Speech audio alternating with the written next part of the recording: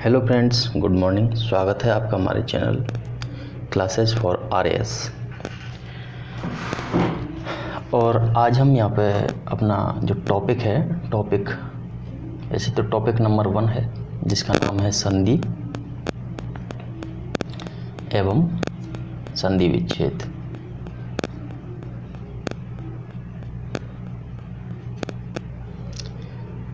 ये RAS main के paper 4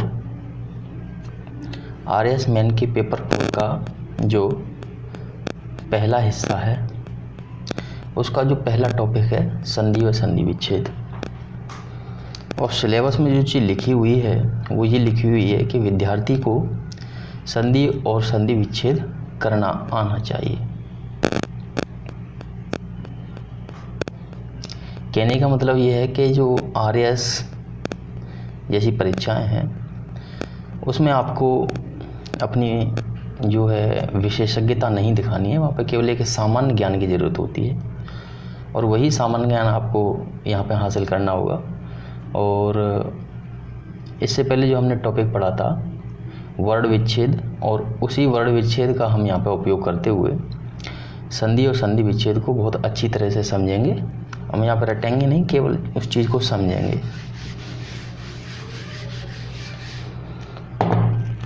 तो आइए शुरू करते हैं संधि विच्छेद। तो सबसे पहले संधि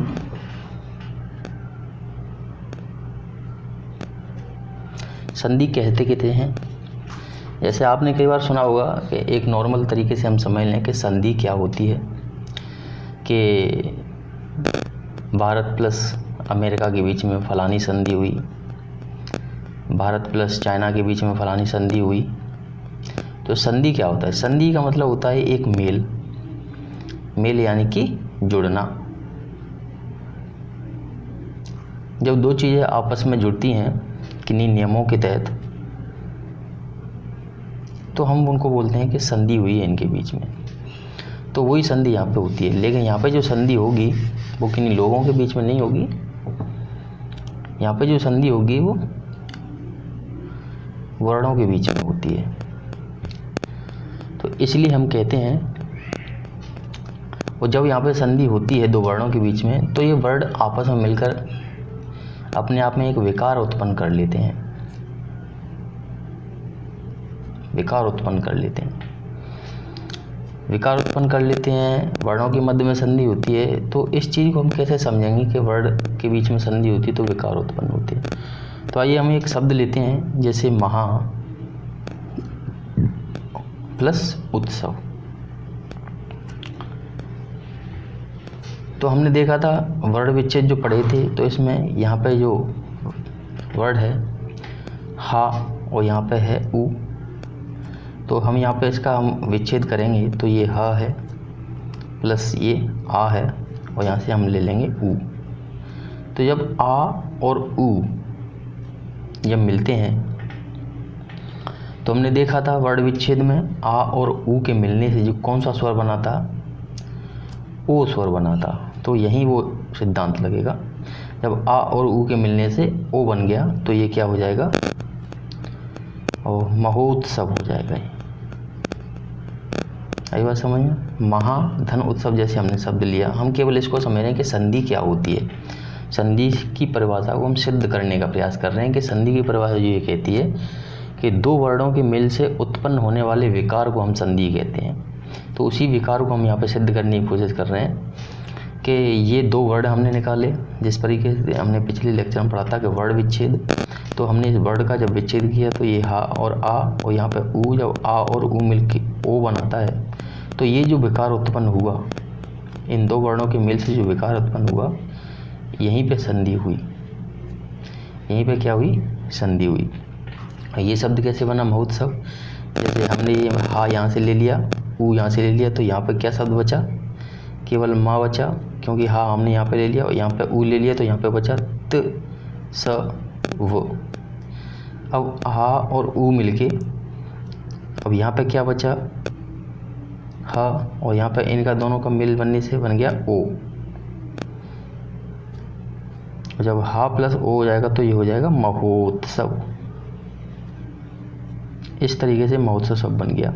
तो ये हमने सिद्ध किया कि दो वर्णों के मिलने से ये जो विकार उत्पन्न हुआ उसी को हम संधि कहते हैं। आप यहाँ पे केवल समझें, नोट्स की चिंता ना करें। नोट्स मैं आपको बाकायदा नोट्स डालूंगा और इसके तुरंत बाद एक आपको नोट्स का वीडियो मिलेगा एक छोटे फॉर्म में, जिसमें से आप आराम से आसानी से नोट्स उतार सकते हो। तो हमने संधि देखी कि संधि क्या होती है, दो वर्णों का देखा हमने मेल, और उसके मेल से जो विकार उत्पन्न हुआ उसको हमने संधि कहा। अब संधि कितने प्रकार की होती है, संधि के प्रकारों के बारे में जाने तो संधि कितने प्रकार की होती है। हमें ये चीज़ रटनी नहीं, क्योंकि आरएएस मेन में ये कभी नहीं पूछा जाएगा कि संधि कौन सी है, संधि कितने प्रकार की होती है। आरएएस मेन में केवल दो शब्द दिए होंगे और आपसे कहा जाएगा कि इनका संधि विच्छेद कीजिए या संधि कीजिए।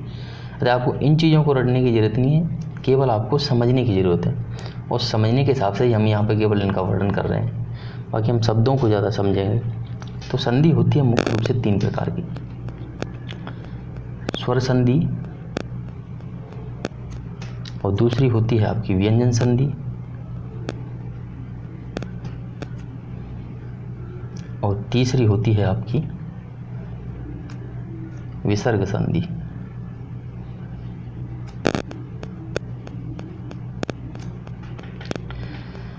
तो हम आज शुरू करेंगे स्वर संधि। आपने देखा कि संधि कितने प्रकार की हैं। तो जैसे वर्ण होते हैं, एक हिंदी में जो वर्ण होते हैं स्वर, दूसरे वर्ण होते हैं हिंदी में व्यंजन, और तीसरे कुछ वर्ण होते हैं ये विसर्ग। ये विसर्ग वैसे तो संस्कृत में पाए जाते हैं, हिंदी में नहीं पाए जाते हैं, लेकिन चूँकि हिंदी भाषा एक ऐसी है जिसमें कई भाषाओं के शब्दों का हमें मेल देखने को मिलता है, इसलिए हमें यहाँ पे स्वर्ग भी, विसर्ग भी हमें यहाँ पे देखने को मिलते हैं। तो जाहिर सी बात है, नाम से पता चल रहा है स्वर संधि स्वरों में होने वाला परिवर्तन, व्यंजन संधि व्यंजन में होने वाला परिवर्तन, और विसर्ग संधि यानी कि विसर्ग में होने वाला परिवर्तन। तो आइए हम लेते हैं सबसे पहले स्वर संधि। स्वर संधि को देखते हैं। स्वर संधि की पहले तो एक नॉर्मल परिभाषा देखेंगे हम कि स्वर संधि क्या होती है, उसके बाद में हम स्वर संधि के भी भेद होते हैं उनको देखेंगे, फिर एक एक करके हम अच्छी तरह से हर एक भेद को और भेद के जो उदाहरण हैं ज़्यादा से ज़्यादा हम उदाहरण करेंगे और सरल भाषा में और एक आम भाषा में करने की कोशिश करेंगे। तो स्वर संधि क्या होती है, तो स्वर संधि का सिंपल सी परिभाषा, दो स्वरों के मेल से उत्पन्न होने वाले विकार को, जो दो स्वर होंगे कहीं पे भी और वो दो स्वर जब मिलके वहाँ पे कोई विकार उत्पन्न हो जाएगा तो वहाँ पे स्वर संधि कहेंगे। जैसे एक शब्द हम लेते हैं यदि प्लस अपे, ठीक है। अब यहाँ पे ये दो वर्ण हैं, इन दोनों वर्णों का मेल हुआ जब संधि होगी, तो यहाँ पे हमने लिया दि और यहाँ पे लिया अ, और यहाँ पे लेने के बाद में बचा क्या, एक तो यह बचा और यहाँ पे बचा पी, ठीक है सर। यहाँ पे बच गया पी और यहाँ पे बच गया य। अब दी को हम वर्ण विच्छेद करेंगे तो पाएंगे इसमें है द में लगाएंगे हलंत और इसमें स्वर्ग निकलेगा छोटी ई, ठीक है। तो इस द को हम उठा के यहाँ रख देंगे क्योंकि इस द का कोई मतलब नहीं है यहाँ पे जो मेल होगा वो केवल स्वरों का होगा, ई प्लस आ। और हमने देखा कि ई के बाद में जब आ आती है, हम आगे समझेंगे इस चीज़ को, हम जब इसके नियम देखेंगे तो ये चीज़ आप समझेंगे कि ई के बाद में कोई स्वर आता है, ऊ के बाद में कोई स्वर आता है तो क्या विकार उत्पन्न होते हैं। अभी हम केवल एक यहाँ पे उदाहरण देख रहे हैं कि हम ये सिद्ध कर रहे हैं कि दो स्वरों के मेल से किस प्रकार से विकार उत्पन्न होता है और किस प्रकार से वो स्वर संधि कहलाती है। तो ई और आ के मेल से य होता है, तो ये हो जाता है यहाँ पे। अब ये जो या बना इनके मेल से, तो ये इनका मेल कहाँ पे आ जाएगा, यहाँ आ जाएगा, तो इसको हम यहाँ लिख देंगे, ठीक है। अब ये जो शब्द बना य दयपि, इसको हम इस प्रकार से भी लिख सकते हैं, यद्यपि। ठीक है, यद्यपि, यद्यपि कई तरीके से हम इसको लिख सकते हैं। तो इस तरीके से हमने देखा कि दो स्वर मिले और दो स्वरों के मिलने से यहाँ पर विकार उत्पन्न हो गया, यानी कि ये स्वरों, अब ये इन स्वरों के मिलने से ये विकार उत्पन्न हुआ, यहाँ पे हुई संधि। और किस प्रकार के वर्णों के मिलने से विकार उत्पन्न हुआ है? स्वरों के मिलने से। तो यहाँ पे स्वरों के मिलने से हुआ है, इसलिए कौन सी संधि हो जाएगी? स्वर संधि हो जाएगी। ठीक है, अब ये बात आगे हमारी समझ में कि दो स्वरों के जब मेल होता है तो वहाँ पे जो विकार उत्पन्न होता है उसको हम स्वर संधि कहते हैं। अब हम आगे बढ़ते हैं यहाँ से। अब स्वर संधि के भी कई भेद होते हैं। ज़्यादातर आपको जो पेपरों में जो उदाहरण मिलते हैं मुख्य रूप से स्वर संधि से ही ज़्यादा आते हैं, इसलिए हम स्वर संधि को अच्छे से समझेंगे। तो स्वर संधि, हमने स्वर संधि की परिभाषा देखी। सबसे पहले हमने संधि की परिभाषा देखी। संधि की परिभाषा के बाद हम संधि के भेद देखे। पहला भेद था स्वर संधि। स्वर संधि की परिभाषा देखी। अब हम स्वर संधि के भी भेद देखेंगे और फिर एक एक भेद को हम उठाएंगे और हम उनके उदाहरणों को करेंगे। तो पहला भेद होता है स्वर संधि का, जो भेद होते हैं मुख्य रूप से 5 भेद बताए गए हैं। 5 भेद बताए गए हैं। पहला स्वर संधि दीर्घ संधि, दीर्घ संधि। दूसरी गुण संधि। तीसरा वृद्धि संधि। चौथा यण संधि। पांचवा इसका जो भेद होता है वो होता है अयादि संधि। तो हमने देखा सबसे पहले संधि के भेद, 3 भेद। उनमें पहला भेद था स्वर संधि, दूसरा व्यंजन संधि, तीसरा विसर्ग संधि। स्वर संधि की परिभाषा देखी। और स्वर संधि के भेद होते हैं 5: दीर्घ संधि, गुण संधि, वृद्धि संधि, यण संधि, अयादि संधि। अब हम एक एक करके लेते हैं और इनके थोड़े से नियमों को देखते हैं और उदाहरण। तो सबसे पहले हम लेंगे दीर्घ संधि।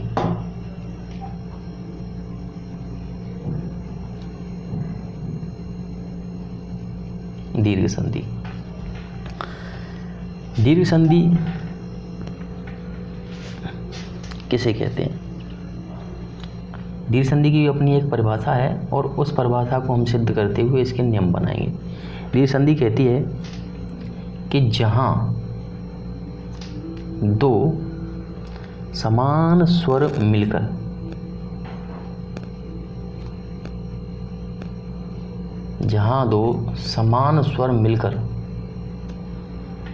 दीर्घ हो जाते हैं,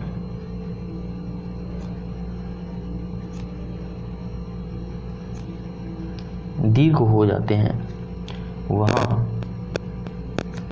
दीर्घ स्वर संधि हो जाती है। कैसी स्वर संधि हो जाती है? वहां दीर्घ स्वर संधि हो जाती है। आई बात समझ में? अब इसको हम सिद्ध करेंगे कि दो समान स्वर कैसे मिलते हैं और किस प्रकार से वो दीर्घ हो जाते हैं, और उनके हम उदाहरणों को भी करेंगे। तो याद करो, कल हमने जो वर्ण विच्छेद की क्लास ली थी उसमें हमने मूल स्वर बताए थे, और मूल स्वर जो हमने 4 बताए थे, अ, ई, उ और रे। उन मूल स्वरों के जो 3 मूल स्वर हैं, ये हमने बताए थे कि इनको आपस में मिलाने से चीज़ें दीर्घ हुई थी, दीर्घ स्वर निकले थे। वही यहाँ पे है, उन्हीं स्वरों के बारे में यहाँ बताया है कि समान स्वर, यानी कि आ के बाद में, या फिर हम इसको ऐसे समझें, पूरी तरह से मैं लिख ही देता हूँ कि आ के बाद में अगर आ आए, ये समान स्वर है। कह रहा है कि 2 समान स्वर आने चाहिए। आ के बाद में आ आए, या अ के बाद में आ आए, या आ के बाद में अ आए, या आ के बाद में आ आए। तो क्या हो जाएगा, वो स्वर मिलकर कैसा हो जाएगा, दीर्घ हो जाएगा। कैसा हो जाएगा, दीर्घ हो जाएगा। तो इनका दीर्घ क्या होता है, आ, दीर्घ आ, दीर्घ आ, दीर्घ आ। इसी तरह से ई है, ई के बाद में ई आए, ई के बाद में ई आए, ई के बाद में ई आए और ई के बाद में ई आए, तो ये समान स्वर हैं और समान स्वर मिलते हैं तो क्या हो जाता है, आपस में मिलके दीर्घ हो जाते हैं। ठीक है सर। अब इसी तरह से हम लेते हैं अगला, ऊ प्लस ऊ, ऊ प्लस ऊ, ऊ प्लस ऊ, ऊ प्लस ऊ, ये समान स्वर मिलकर क्या होंगे, दीर्घ हो जाएंगे। यही ये नियम कहता है और इसी दीर्घता के नाम पे इसका नाम आया है दीर्घ स्वर संधि। कैसी स्वर संधि, दीर्घ स्वर संधि। कैसे हैं ये सब, दीर्घ स्वर संधि। समान स्वर मिल रहे हैं और समान स्वर मिलकर कैसा रूप बना रहे हैं, दीर्घ बना रहे हैं, तो इसी को हम बोल रहे हैं दीर्घ स्वर संधि। आई बात समझ में। हमने कल वर्ड विच्छेद में पढ़ा था, मूल स्वर पढ़े थे। मूल स्वर आ, ई, उ, री, इनके जो तीन रूप थे आपस में मिले, दीर्घ हुए, वहीं मिलके बन गई दीर्घ संधि। अब इसके हम लेते हैं उदाहरण, इसके हम लेंगे उदाहरण। तो उदाहरणों को हम अच्छी तरह से समझेंगे, एक नई तकनीक से समझेंगे। जिस तरीके से मैथ होता है, मैथ में हम पढ़ते हैं उसी तरीके से कल हमने वर्ड विच्छेद पढ़ाया था, उसी के आधार पर हम करेंगे। काफ़ी सारे उदाहरण करेंगे। पहला शब्द है राम प्लस अनुज। अब मैंने कहा इसमें वर्ड विच्छेद करोगे तो आप क्या निकलेगा, इसमें पहले चलो मान लेते हैं और इसमें आ लेते हैं।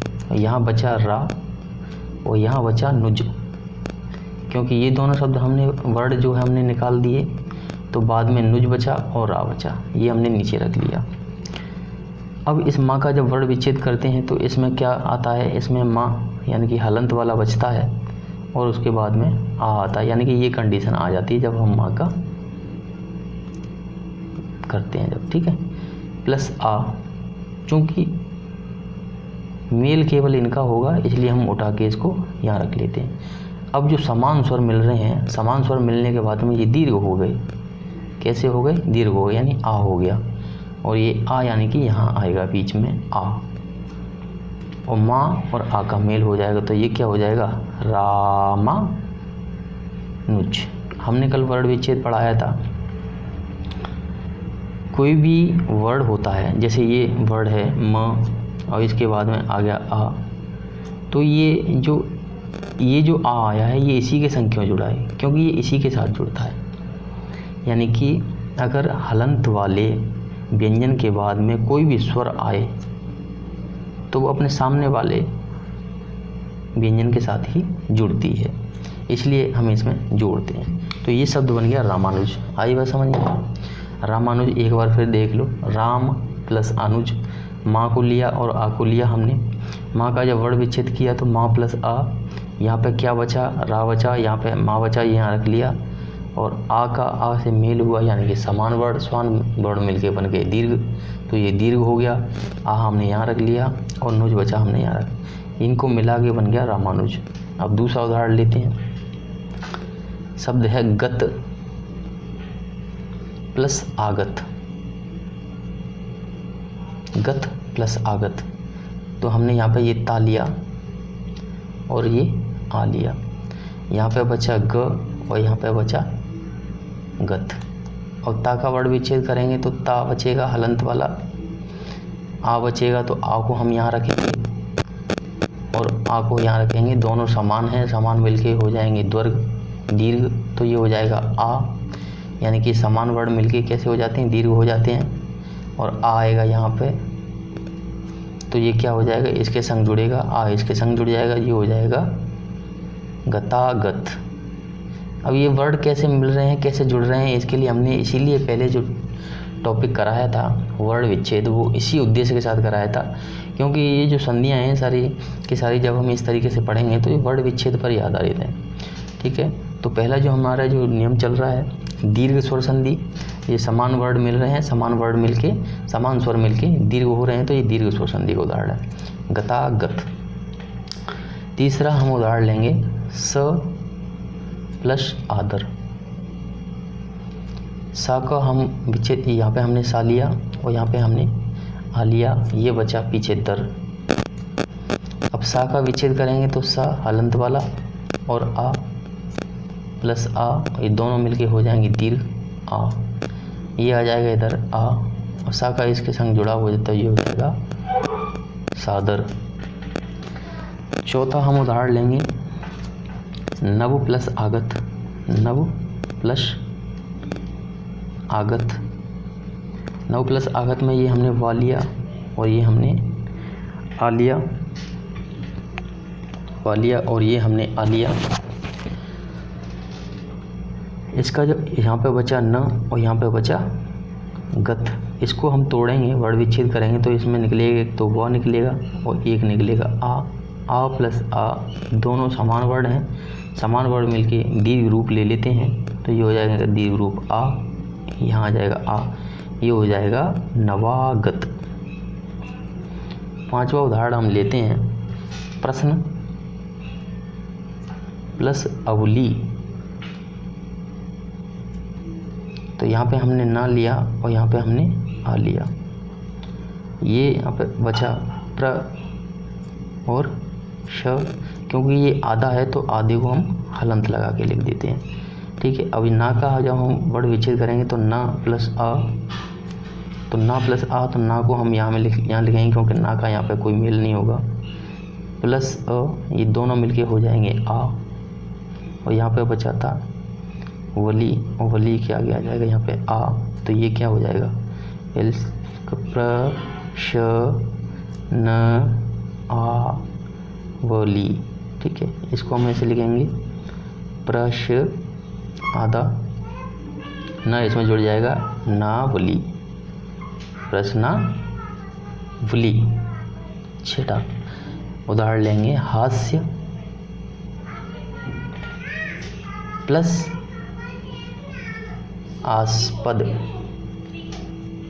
अब यहाँ पे य प्लस आ, अब यहाँ पे बचा हा और आधा सा, आधे सो को हम यहाँ पे लिखेंगे, और यहाँ पे बचा स पद, और जब या में हम इसका या का वर्ण विच्छेद करेंगे तो ये हो जाएगा य प्लस अ प्लस आ। अब या को उठा के हम यहाँ पे रखेंगे और आ मिलके आ हो जाएगा, और यहाँ पे होगा आ। इन सभी वर्णों को मिला के जो वर्ड मिलेगा, पहले तो हम इनको मिला लेते हैं, हा से य आ स पद। ये अब देखो हा सा है, सा के बाद में कोई स्वर्ग नहीं है, स्वर नहीं है, स के बाद में कोई स्वर नहीं है, इसलिए ये आधा ही रहेगा, तो इसको हम आधे को ऐसे लिखेंगे स। य के बाद में स्वर है तो ये अपने स्वर से मिल जाएगा, ये हो जाएगा य। स के बाद में कोई स्वर नहीं है तो ये भी आधा रहेगा, और पद तो ये हो जाएगा हास्यास्पद। ये चीज़ें क्यों हो रही हैं, इसके लिए आप जो पिछला जो वाला टॉपिक है जो हमने वीडियो डाला है वर्ण विच्छेद के नाम से, उसको देखें आप, ये चीज़ उसमें आपको नज़र आएगी साफ साफ, इसलिए हमने वर्ण विच्छेद पढ़ाया था पहले। अब हम अपना सातवां उदाहरण लेंगे।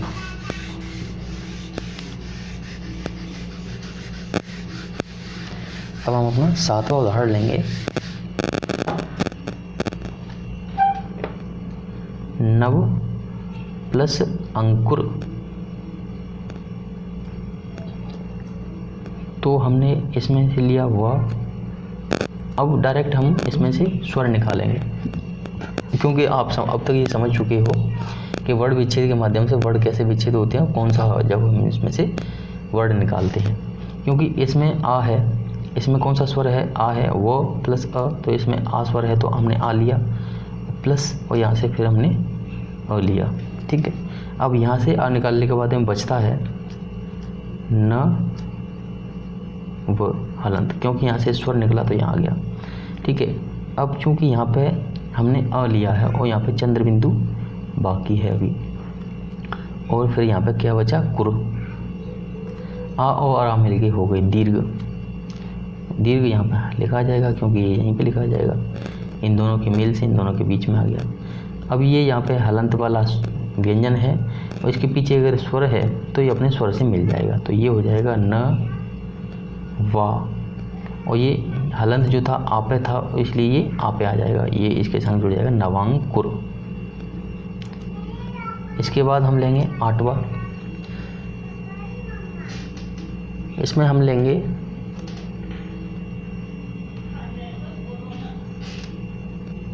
स प्लस अंत। तो इसमें स है तो इसमें जो स्वर है वो है अ, और यहाँ से हमने लिया अ, यहाँ पे बचा श और यहाँ पे बचा न। तो दोनों समान स्वर हैं, समान स्वर मिलके अपना दीर्घ रूप ले लेते हैं, इसलिए यहाँ पे हो जाएगा आ। यहाँ पे लिख देंगे हम आ, और ये आधा है, हलंत है, व्यंजन है, तो ये अपने बाद के स्वर में मिल जाएगा, तो ये हो जाएगा शा और यहाँ पे न, तो ये हो जाएगा शांत। ठीक है। अब हम लेंगे 9वां उदाहरण। एक बात मैं बता दूं, अभी दोबारा बता दूं, पहले भी मैंने बताई है कि आपको इनको केवल समझने की ज़रूरत है, नोट्स की चिंता नहीं कीजिए। नोट्स का जो वीडियो में इसके बाद में PDF का डालूंगा 1-2 मिनट का, उसमें क्लियर पूरी PDF होगी। जिस प्रकार मैं जो पढ़ा रहा हूँ वो सारा जो PDF है ज्यों का त्यों आपको मिलेगा। नोट्स की चिंता मत कीजिए, आप केवल समझिए चीज़ों को। 9वां जो उदाहरण है वो है रवि प्लस इंद्र। इसमें जो हमने लेंगे वी और यहाँ पे है ई। ठीक है। वी का जो वर्ड विचित्र करेंगे, यहाँ पे बचा र और यहाँ पे बचा न द्र। वी का करेंगे तो इसमें आएगा व, तो व को तो हम लिख देंगे यहाँ पे, और बचेगी ई क्योंकि छोटी ई की मात्रा है तो ई, और ई प्लस ई मिलके हमने कहा था बड़ा रूप दीर्घ रूप ले लेगी, तो हो जाएगा ई को हम लिखेंगे यहाँ पे, तो ये हलंत वाला है, हलंत वाला अपने बाद के स्वर में मिल जाता है, तो र बड़ी ई की मात्रा है तो बड़ी रवींद्र, ये बन गया रवींद्र। अब इसके बाद में हम अगला उदाहरण लेते हैं, 10वां उदाहरण। ये है कवि प्लस इंद्र। कवि प्लस इंद्र, तो इसमें से यहाँ कौन सी है स्वर है, कौन सा वर्ड आएगा वाव में, वाव के साथ में छोटी ई और यहाँ पे है छोटी ई। ठीक है। यहाँ पे बचा कवु और यहाँ पे बचा नेद्र, ये हो गया ई, यहाँ पे लिख देंगे ई, ये वर्ड मिलके हो जाएगा कवींद्र। ठीक है सर, कवींद्र। 11वां उदाहरण लेंगे हम, रवि प्लस ईस। रवि प्लस ईस, तो इसमें है ई, छोटी ई की मात्रा है, छोटी ई है स्वर इसमें, और इसमें है ई बड़ी ई, और यहाँ पे बचेगा रव और यहाँ पे बचेगा श। ई और ई मिलके जब समान स्वर मिलते हैं, हमने देखा था दीर्घ स्वर संधि की परिभाषा, समान स्वर मिलके अपना दीर्घ रूप धारण कर लेते हैं तो वहाँ पे दीर्घ स्वर संधि होती है। तो ये यहाँ पे दीर्घ हो जाएगी, तो यहाँ पे ई लिख जाएगा। यहाँ पे र व है, हलंत वाला है, मतलब इसमें स्वर नहीं है, अपने बाद के स्वर से जुड़ जाता है, तो ये व बड़ी ई की मात्रा है। रवीश, क्या हो जाएगा रवीश। ये जो वर्ण हैं वो आराम से समझें और नोट्स की चिंता नहीं करें, आप केवल इनको समझें। 12 जो 12वां उदाहरण देखें, प्रति प्लस इच्छा। प्रति प्लस इच्छा, तो यहाँ छोटी ई है और यहाँ पे बड़ी ई है और दोनों मिलके हो गई ई। यहाँ पे क्या बचा, यहाँ पे बचा प्रत और यहाँ पे छ, ये आगे बीच में ई, तो ये हो जाएगा बड़ी ई की मात्रा लगेगी तो प्रतीक्षा।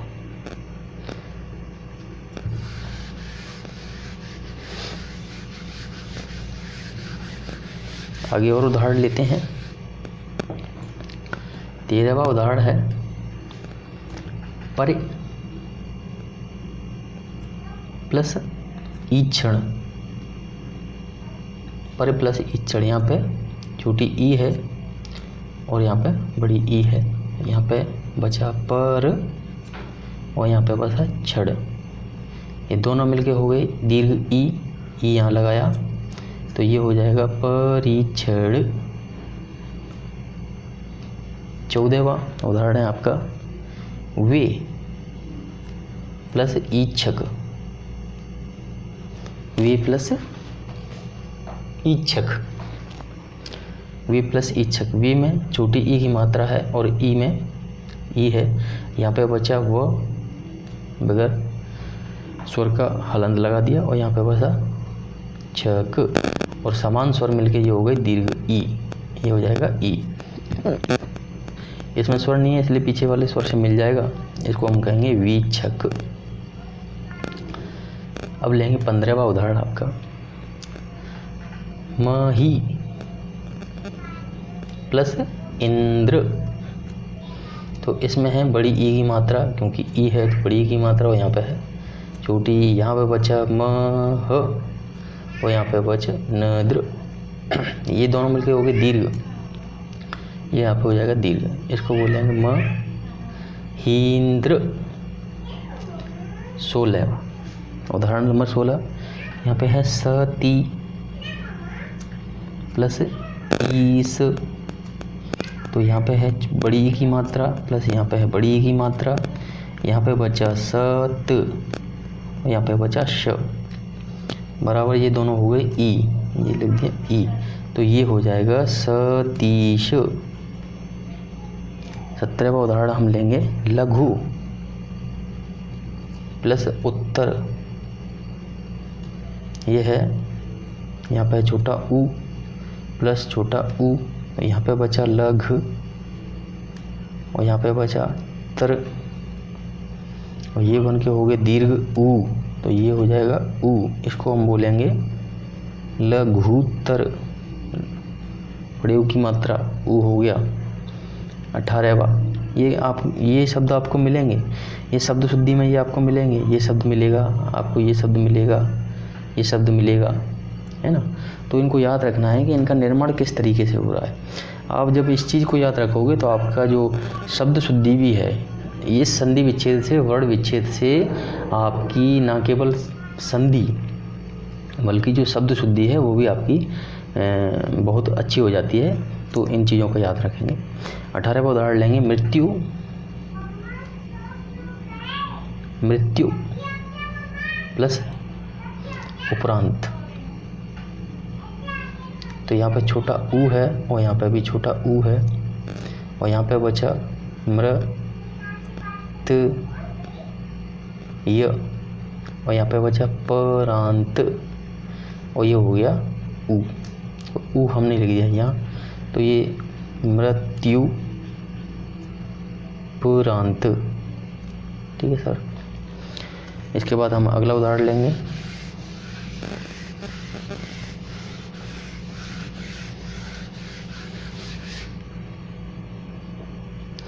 उन्नीसवां उदाहरण है सु। आप सोचिए मैं इतने उदाहरण क्यों करा रहा हूँ। मैं इतने उदाहरण इसलिए करा रहा हूँ क्योंकि RAS में केवल यही चीज़ें आएंगी। RAS मेन में केवल यही चीज़ें आएंगी और RAS मेन में आपसे ये नहीं पूछा जाएगा कि ये इस चीज़ का उदाहरण है, ये स्वर संधि का है, दीर्घ संधि का है, व्यंजन संधि। आपको केवल वहाँ पर शब्द मिलेंगे और आपको या तो संधि विच्छेद करना होगा या संधि करनी होगी। इसलिए हमें ज़्यादा से ज़्यादा उदाहरणों पर फोकस करना है। 19वां है सु प्लस उक्ति।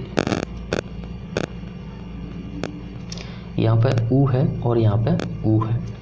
ठीक है। और यहाँ पे बचा स और यहाँ पे बचा क और ये मिलके हो गई ऊ और यहाँ पे हो जाएगा फिर ये सूक्ति। 20वां उदाहरण है आपका मधु प्लस उत्सव। तो यहाँ पे छोटा ऊ है और यहाँ पे भी छोटा ऊ है। यहाँ पे बचा मध और यहाँ पे बचा त सब, और यहाँ पे ये हो रही है दीर्घ ऊ, यहाँ पे दीर्घ ऊ हो गया, ऊ यहाँ रख दिया तो ये हो जाएगा मधुत्सव, मधुत्सव। 21 21वां उदाहरण लेंगे। लघु प्लस ऊर्मी, लघु प्लस ऊर्मी, यहाँ पे छोटा ऊ है और यहाँ पे बड़ा ऊ है।